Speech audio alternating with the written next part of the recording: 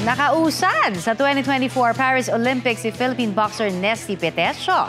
Panalo po si Nesty by unanimous decision sa women's 57 kg division laban sa pambato ng India. Makakapasok siya sa round of 16 at makakalaban niya ang pambato naman ng France. Kanina, lumaban na rin ang kapwa niya boksingero na si Yumir Marshall para sa men's 80 kg division. Bigo po siyang manalo kontra sa Uzbekistan. Sa kanyang social media, ibinahagi ni Yumir na 2 linggo na siyang may iniindang injury. Sa kabila po ng pagkatalo, malaki pa rin daw ang kanyang pasasalamat sa lahat ng sumuporta sa kanya. Sa swimming naman, natapos na rin ang 2024 Olympic journey ni Pinay swimmer Kayla Sanchez. 54.21 seconds ang oras niya sa semifinals ng women's 100-meter freestyle. Hindi siya nakapasok sa top 8 na mag-a-advance sa finals.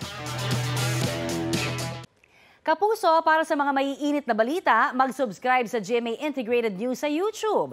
Sa mga kapuso naman abroad, subaybayan nyo kami sa GMA Pinoy TV at sa www.gmanews.tv.